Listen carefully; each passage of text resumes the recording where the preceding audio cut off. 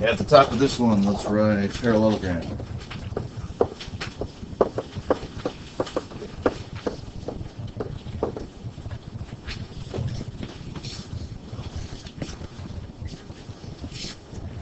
Some people can just visualize everything. I need to write things down.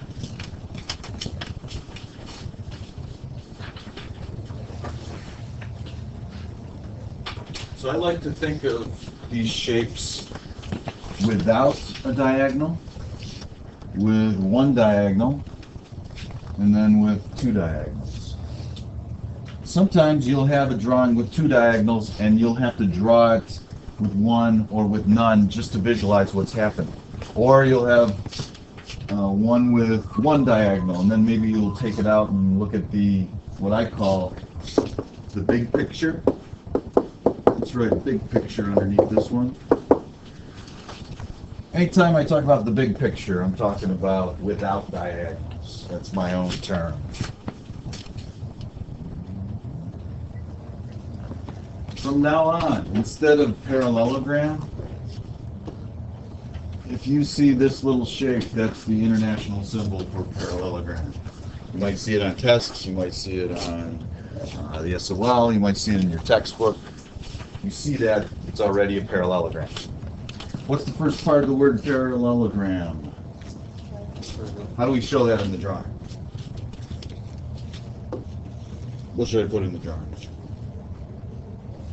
Arrows. Arrows. Let's put some arrows.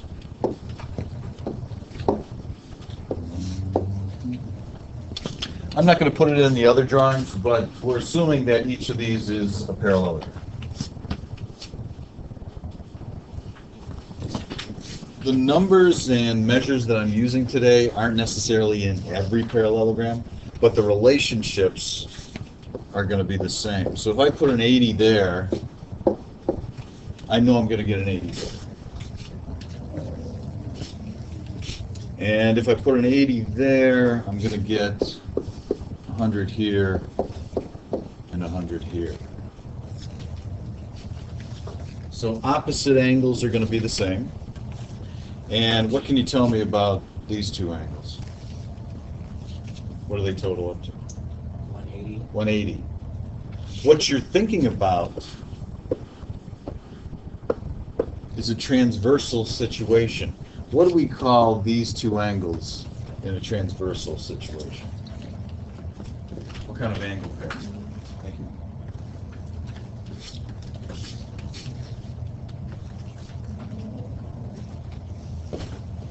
What do we call those?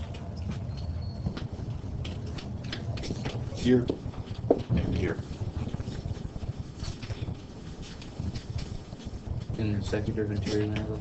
Consecutive interior, same side interior.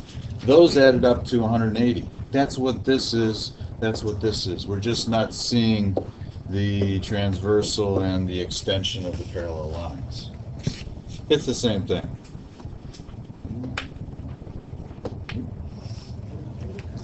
So it won't always be 100 and then an 80. Maybe it's 90 and 90. Maybe it's 120 and 60. But you know that these are going to add up to 180. What does the whole thing add up to? 360. Quadrilaterals are the one shape that are 360 on the inside and 360 on the outside. Since this is the same drawing, let's put 100 degrees here. Let's put 100 degrees here. Same drawing.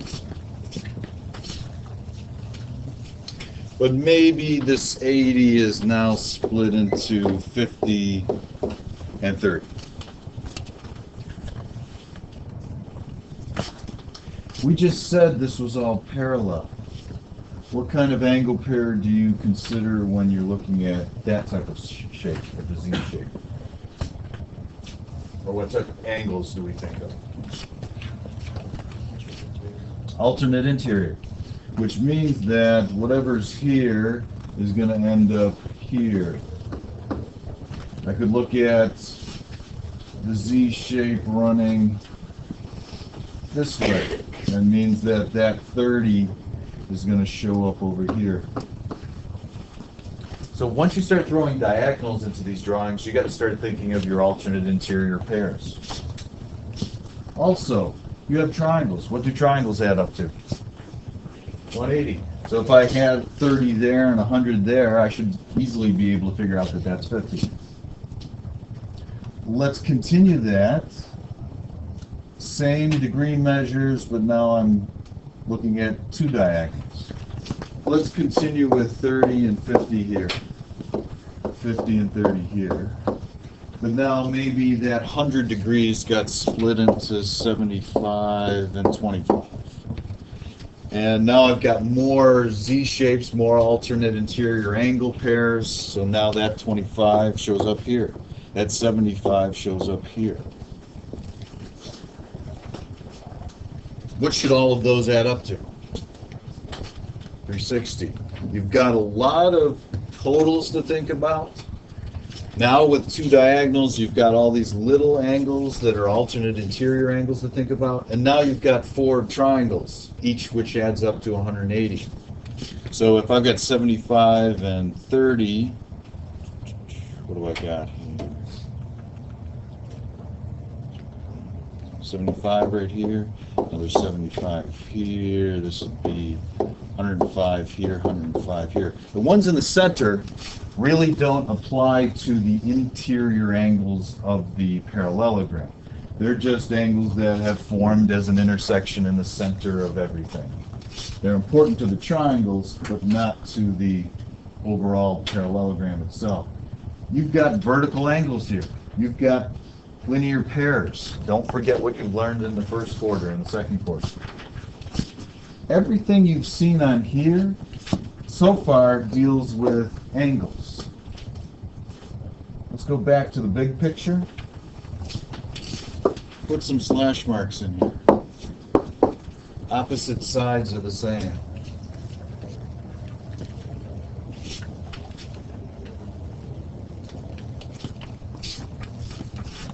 Let's go back down to the two diagonal picture. If you've got a parallelogram, then this is true.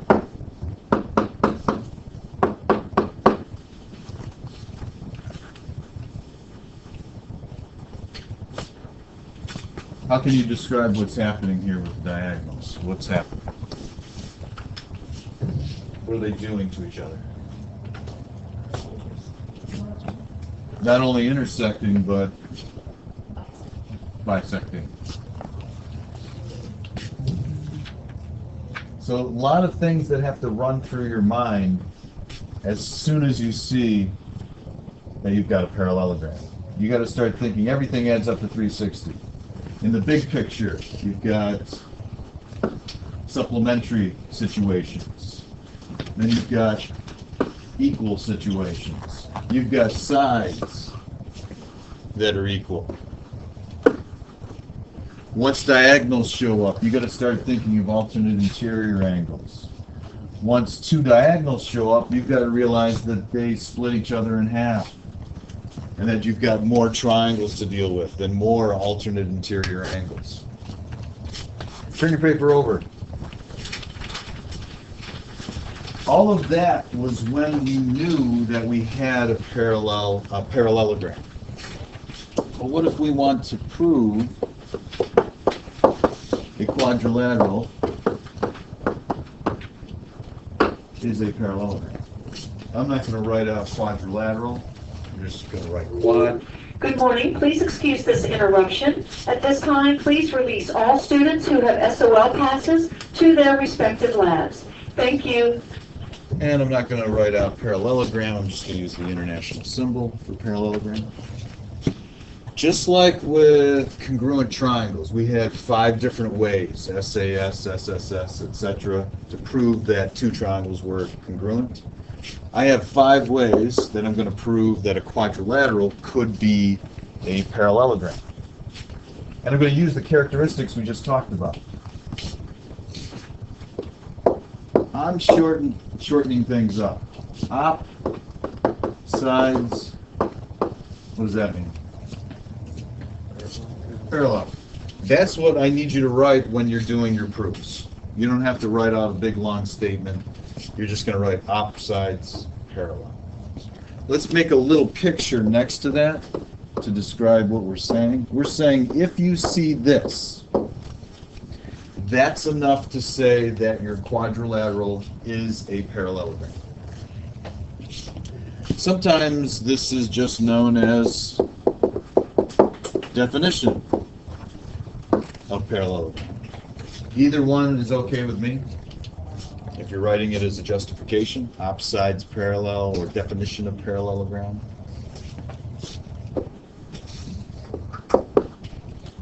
Give me one other characteristic that might prove that a quadrilateral is a parallelogram. What else did we talk about on the other side of this sheet? All right. Op, angles, congruence. What does that look like? That looks like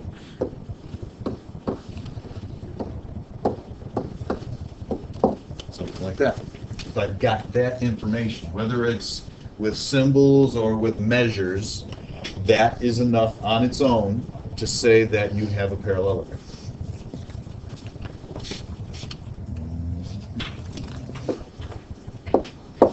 What else did we talk about on the other side? What other characteristic might work? What do we know about, besides the sides being parallel, what else do we know about opposite sides? They're congruent. What does that look like? That looks like slash marks. Each of these independently on its own is enough to say that you have a parallelogram. How about diagonals? We said something about the diagonals. What occurs? If you're looking at a diagram with two diagonals, what do you notice about the diagonals? They bisect each other. Diagonals bisect each other. What does that look like? That looked like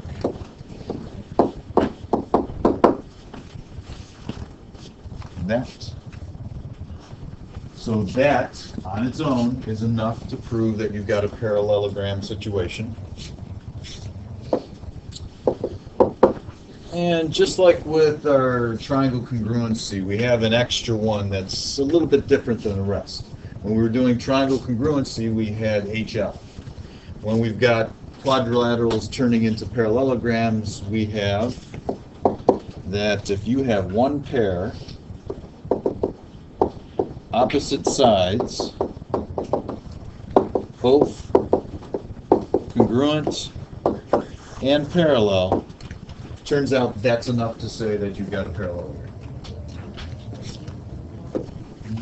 What does that look like? That looks like we've got some arrows showing parallel, and we've got some slash marks showing that we've got congruent. It's got to be the same pair of sides if you're going to use that justification.